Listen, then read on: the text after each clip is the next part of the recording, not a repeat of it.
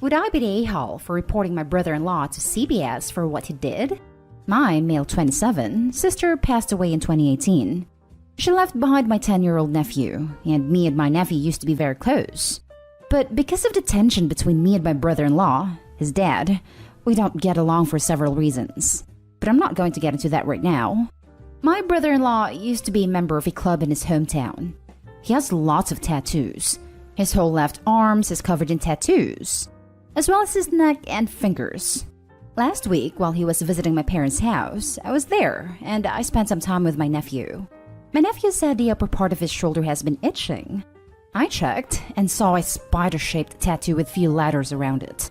I was shocked because it looked like a permanent tattoo. There was redness in his skin, and he told me his dad got him a tattoo a few days ago. I went to speak to his dad. He didn't even try to explain, and just responded with, "So what?" when I asked if he really got his son a tattoo. I got into an argument with him telling him that what he did was not acceptable, especially since my nephew said he hated it. I asked who was okay with giving a minor a tattoo. My brother-in-law said that the tattoo artist is a close friend of his, and he agreed to give my nephew a tattoo. I told him this was wrong, and I will be getting CPS involved. He then yelled at me, telling to F off, and that I can't do jack since he's the father and has the authority. My parents told me to back off after he said he won't bring my nephew to visit again if I continue. My dad told me to mind my own business and stop being a jerk to a widower. I got overwhelmed after everyone demanded I apologize for my behavior, and I have not seen any of my family ever since. I've been thinking about this confrontation and my nephew's well-being. I'm worried and seriously considering calling CPS about what brother-in-law did. Now for the top comments. Not a-hole. There's a reason minors aren't allowed tattoos, especially when they've yet to finish growing. I would absolutely call CPS. The pain involved in tattooing, especially against a child's will, is nothing short of abuse. The man is not a fit parent, and being a widow, especially for 3 years, is no excuse for this. Not the a-hole. Make the call. I am a mandated reporter. If I saw a tattoo on a 10-year-old kid at my school, I would be required to make the call. Every state has a confidentiality policy, meaning they can out you. The family won't get that information and may think a teacher did it. This kid is doubtless going to show his classmates and word spreads. You can't deny it, because they're a-holes.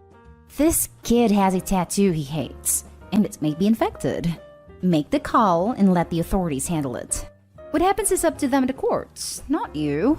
But someone needs to make that call, and you sound like the only sensible adult in the equation. Good on you for caring for that kid. This kid has a tattoo he hates, and it may be infected. This is my main concern for the moment. No sane tattoo artist would do this to a child. So this means that the one who actually did it to the poor boy is probably someone who isn't strict with the rules either. And it is bothering the child. Infection is a real danger, and there are plenty of other risks as well. So the poor child definitely needs to be seen by a doctor. Report, report, report. It is in the best interest of the child.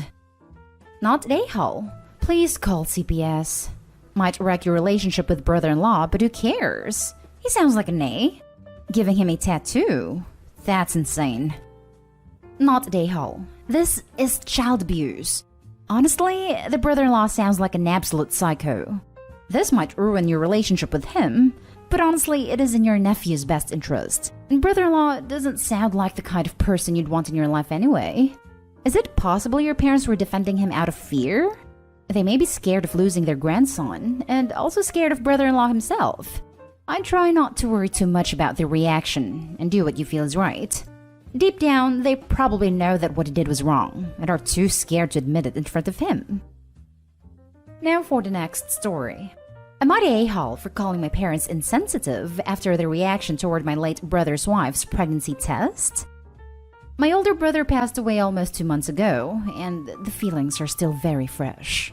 My sister-in-law, his wife, is staying at my parents' house right now because she still can't set foot in their apartment. I, 29 male, live a few houses down from my parents, so I'm over all the time right now being there with them, so we all have that support. 2 weeks ago, my sister-in-law was getting sick. Throwing up and stuff, but grief makes it hard to eat sometimes. I know, because I've dropped 5 pounds and can't eat much either. But since this only recently started happening to her, my mom became ecstatic out of nowhere and said maybe she's pregnant. This really freaked my sister-in-law out, and she honestly looked terrified. My parents went on talking about how beautiful it would be to have a baby right now, and it's my brother's parting gift. This did not make her happy at all. She bought a pregnancy test that same day, and it was negative. Sister-in-law was relieved, but my parents were not. My mom told her to wait another week, because sometimes it takes a while for the hormones to change or something like that. Again came back negative. My mom is still insisting she's pregnant, and sister-in-law has an appointment tomorrow to confirm, but she's pretty certain she's not. At dinner yesterday, all they would talk about is the baby, and sister-in-law admitted she doesn't want a child right now.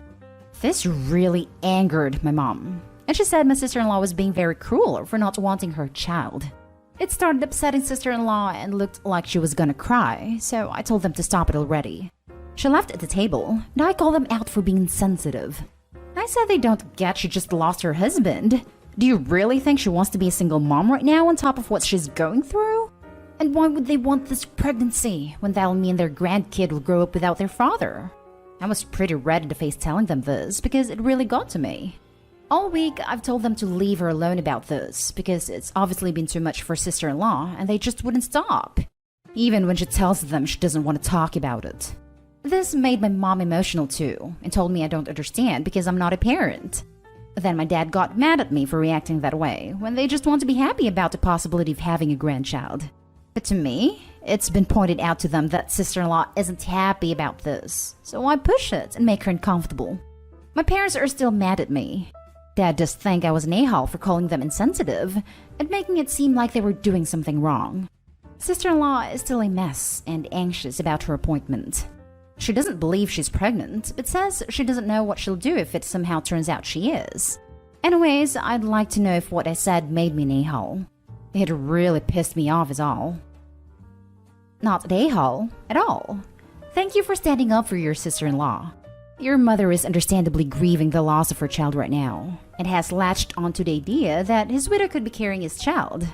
Honestly, I hope for everyone's sake she isn't, because this isn't healthy. I guarantee that your mother is already thinking of this child as the reincarnation of your brother, and it will be insufferable. Your mother needs therapy. Your father is also an a-hole for completely ignoring that your sister-in-law lost her husband in his own grief for his son. Can your sister-in-law stay with you? It'd probably be better for her.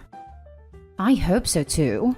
She already told me she doesn't know if she could actually make it through a pregnancy. And I get that. But it would cause an even bigger drama with my parents, so here's hoping she isn't. We're talking about that. I told her if she's not comfortable there, she can come here. She just feels guilty about leaving since they took her in. For your information, if she's feeling sick but got 2 negative tests, she's 99% not pregnant. Typically, you don't start feeling nauseated until you're about 6 weeks pregnant or later, and that's more than enough time to get a positive test. Pregnancy symptoms typically don't appear till, well, after you've missed your period or got any positive tests, so I'm pretty sure she's in the clear. Not a a-hole. I've actually been in this situation. My husband died 6 years ago.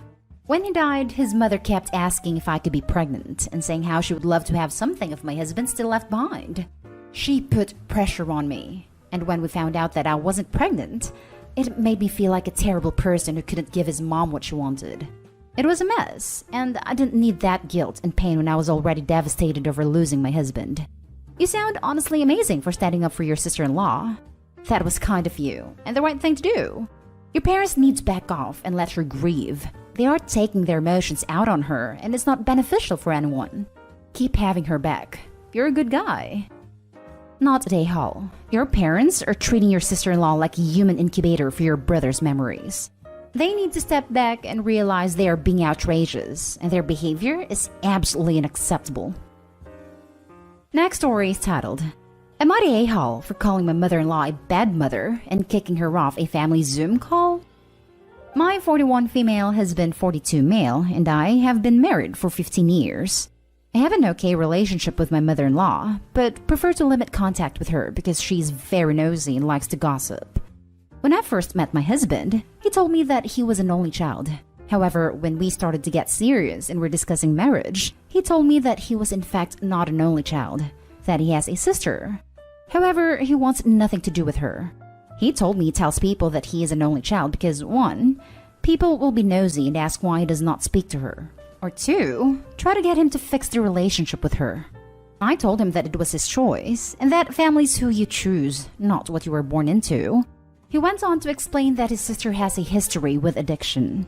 She is a habitual liar, and would lie on purpose so that he would get into trouble and not her, and that she would steal from him.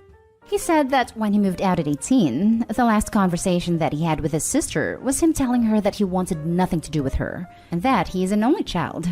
My mother-in-law has been trying to force a relationship between them ever since, much to the detriment of her own relationship with her son. Saturday was my husband's birthday, so I organized a family Zoom call 2 weeks ago so that everyone could sing happy birthday and open presents with him. The week prior, my mother-in-law sent me a message over Facebook that she wanted to surprise my husband with his sister. She said she felt like it was time for the two of them to bury the hatchet. I told her that this is not a good idea, that my husband wants nothing to do with her, and that I would not open lines of communication between the two of them without discussing it with him first. She asked me if I could give sister-in-law my contact information, and I told her no.